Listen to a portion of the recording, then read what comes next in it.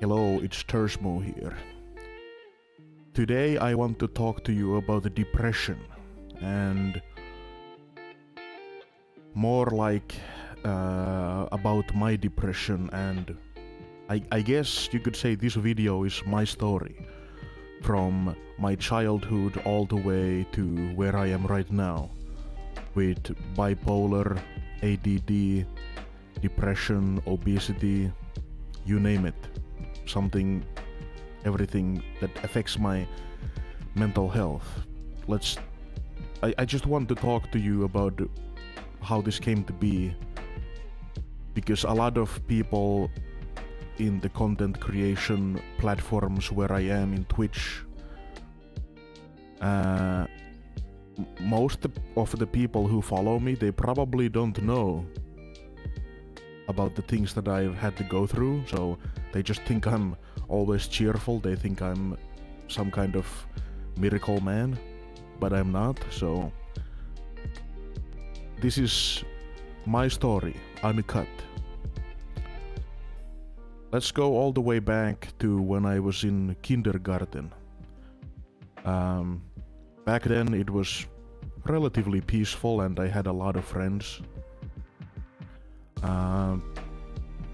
But at some point there is this social worker who thinks it's a great idea if I participate in this summer family.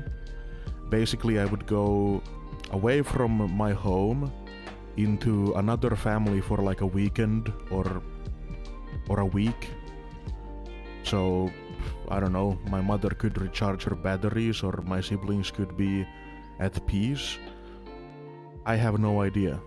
To this day, I don't really understand why I was even sent there, but I reluctantly I agreed and I went there. Now, here is the first portion where my problems begin. As a kid, I wasn't told anything about nutrition, and as a kid, nobody told me that like if you eat this and this, you'll gain a lot of fat.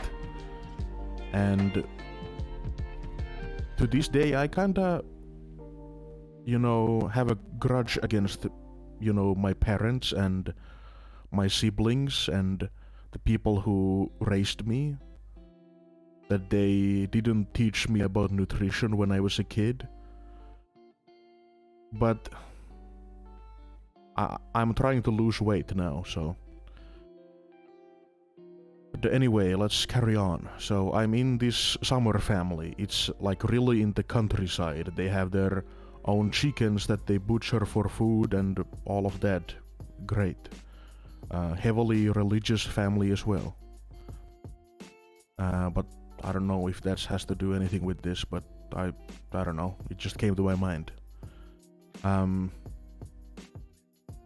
So I go there, and all of their food is super heavy in butter, cream, a lot of calories, carbohydrates, like the things that I've never even dreamed of eating before I went there. And it tasted really good. I was an oblivious kid, oblivious to the harms of wrong diet and whatever. And I just kept eating. And I took more on every lunch, every dinner. I took seconds because I didn't know any better. And eventually it started to show. I started to gain a lot of weight. And with me gaining weight, I also lost a lot of friends, because they were assholes and they called me fat and other names, and they were not my friends apparently. So they abandoned me. And I got bullied a lot in school. People started bullying me and shunning me because I was overweight and I was bigger than most people. Years go by and it gets worse, the bullying. I did eventually leave the summer family. I just didn't feel like being there anymore. And I kind of grew up, I suppose. But yes, I eventually left the summer family, now being extremely overweight for my age and my length. My proportions were all kinds of messed up. And I started having problems with school, like memory problems, problems starting my work, and cognitive problems. To this day, my cognitive areas are years behind what they should be. I started feeling the first symptoms of being depressed and being bipolar in my first couple of years of school. In my second, third and fourth grade, I was bullied so much. I would try to skip school and make up excuses why I don't have to go to school. And I would cry a lot when people didn't see. I would cry a lot, and because I was sad. I was sad that I was bullied, and I was depressed. I was depressed that I have no real friends, and people would bully me just because they wanted to bully me and feel better about themselves. I had no real connections, friendships. And I was really lonely. Even though at home I said everything is fine, but it wasn't. Because I knew the couple of times that I did speak up, and tell my mom or someone else that I was bullied, nothing happened. It just continued or got worse. So for a long time I stopped telling people that I was bullied. I just bottled it all inside of myself, and I didn't tell anyone. Yeah. Then we fast forward a couple of more years. I didn't feel like living with my mother was the right place for me. I eventually moved in with my father into the countryside, like much further away from the people who bullied me in the school where I was staying at when I was living with my mother. So living with my father was probably the best time of my life, and also the challenging, really challenging time in my life, because I would try to challenge my father a lot when I was a teenager, and my hormone spikes were really aggressive, and I would get really mad and angry and sad and all kinds of messed up, and I would just yell at my dad and try to hit him even. But thank you, Father, for keeping your composure and raising me to be a decent human being. I appreciate you for that. You did a great job.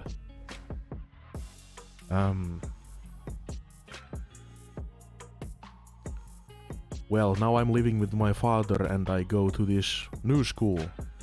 Not in the countryside, but I took a bus every morning for 15 kilometers to a school that is located actually not too far away from where I live now. I think maybe a 10-minute walk from where I live now, so on the same town where I live now, so. But it started again. Bullying. I was bullied. I was physically abused to the point where I had bruises all over my body, physically beaten, mentally bullied, called names, and people made fun of my father, my mother, my siblings. They even stooped as low to make fun of our family pets, and they said that our dog should be euthanized because it's probably sad, because it's living with a piece of shit like me. And that was fucking messed up. I will never forgive the people who said that shit. I will never forgive you if you're watching this. Fuck you. Yeah, that was pretty brutal, and it made me really messed up. My middle school, when I was in middle school, I was so sad. I was so miserable in middle school. People just bullied me every day, and throughout my 7th grade to the grade 9, which was 3 grades in middle school, I had skipped over 400 hours of school just because I was bullied so much. I did not know what to do with like studies after middle school. I applied to a couple of places, but I was denied, so I stayed home after middle school.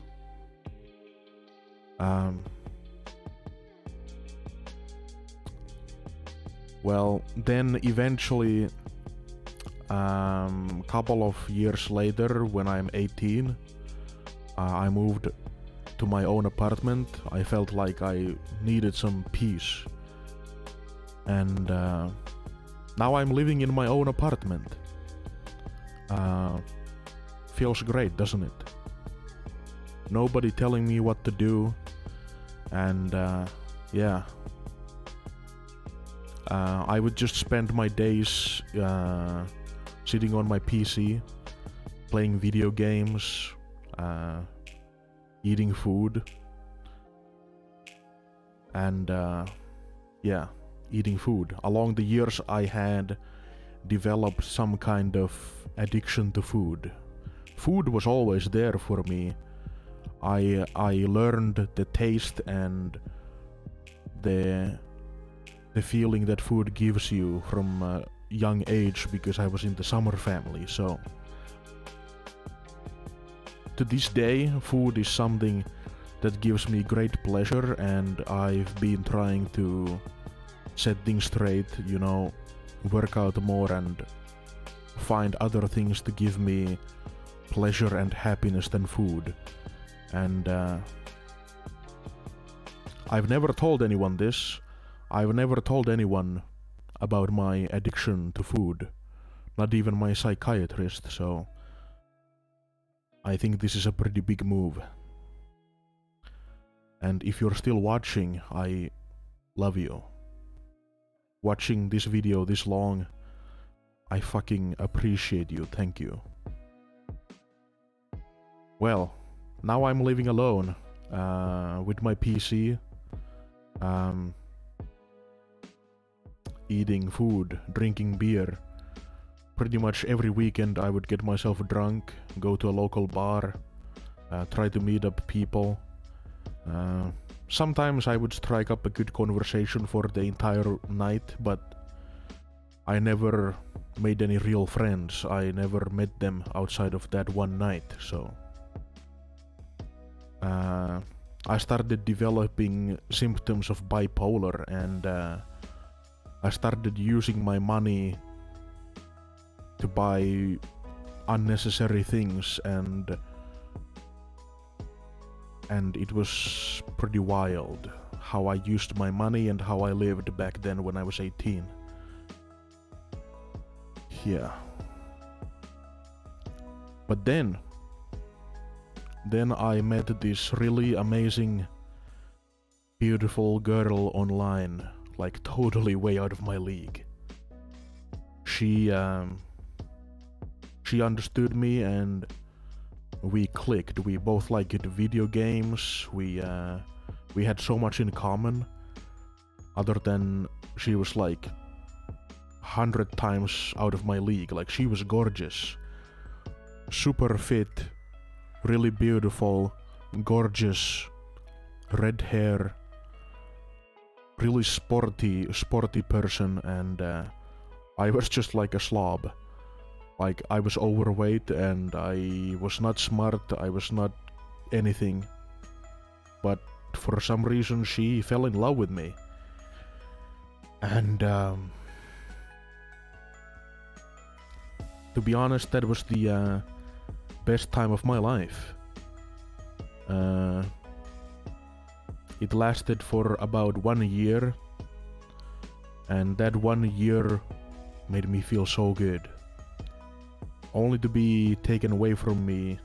We did eventually break up because she said that she couldn't be mentally free or mentally unshackled in our relationship. She felt that she couldn't speak about her problems to me, and she just wanted to please me and make me feel good, and that got to her eventually, and she just couldn't.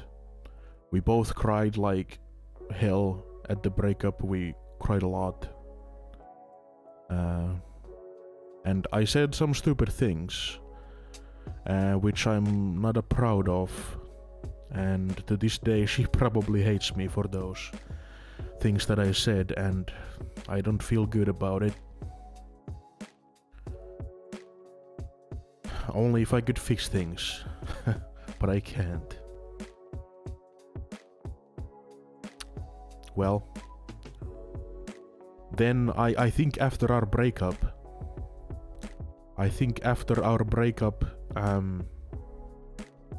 that's where all of the really big problems started. I got really depressed, and I started hating myself, and I felt that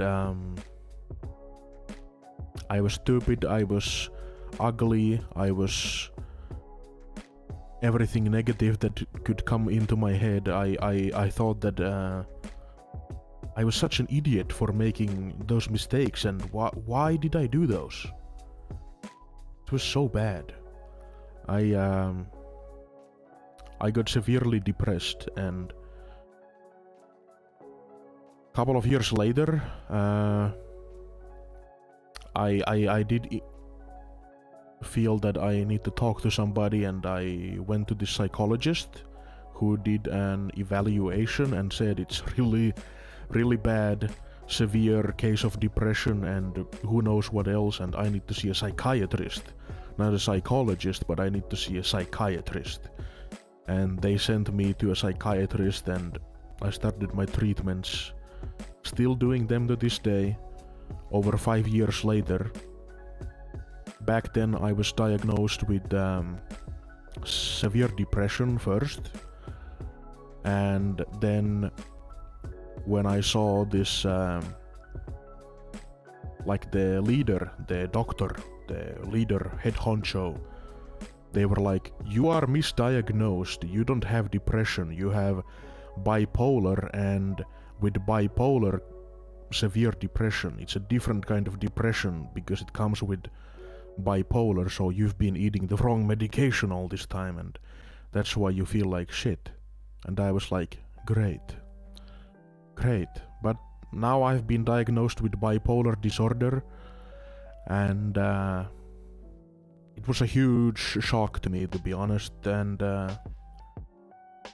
I felt really surreal, and I didn't want to believe it, and for many years I did not, and I tried to like imagine that it's not real, and yeah, that worked out really well, because 2017, okay, disclaimer, this part of the story is really sad and depressing, so if you don't want to listen, I suggest you leave. So 2017, this one night I had a fight with one of my friends, and they fucked me up good, and I was really distraught, and I thought that my life up to this point, back then, up to this point, my life has been just failures and failures and failures, and I tried to kill myself. Yeah. I took a bunch of my medication and I drank a lot of alcohol, and I didn't feel so good. Eventually, when I started feeling really sick, I called the ambulance myself, and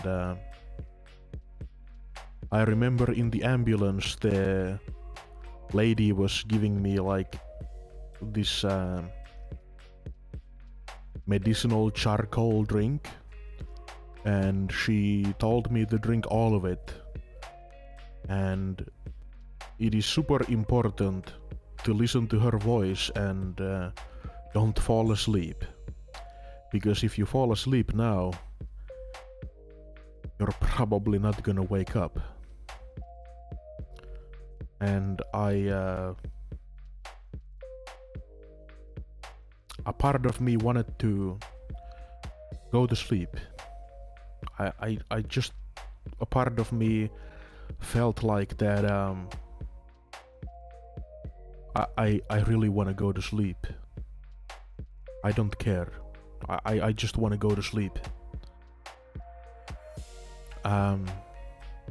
But there was this, I don't know what caused it, to be honest.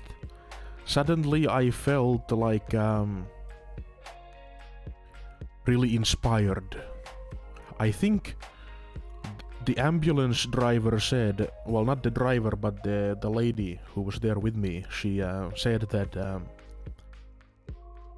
no matter what happened or what has happened in your life, I don't believe for a second that you're a bad person or that you're a failure.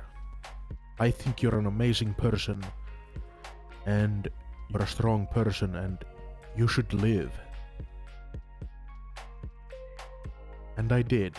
I think I took those words to my heart, and I struggled that drive, which felt like an eternity. It felt like I was awake and waiting for such a long time, but it only lasted for 20 minutes. They were driving so fast. I remember hearing the sirens, seeing the lights outside of the car when I was looking out the window. They were driving as fast as they could to save my life. And I'm glad they did. I'm glad they did. Because now that I've been on Twitch, streaming and meeting people, I've met so many nice people. I've made so many friends. And I would not change a day in my life. I think those experiences that I've had have made me strong. At least stronger. At least stronger than I would be without them. But even though I feel strong now, that might change, because I still have those mental health problems, and you never know what happens. You never know what happens. And if you've been a part of my journey through Twitch, closing in on my second year, I thank you so much. If you've been watching my YouTube videos, I thank you so much from the bottom of my heart. I thank you. And if you've been here for this entire long ass video, listening to me talking about my shit life that has been my life, Thank you. This was the uncut story about depression and my life. If you want to hear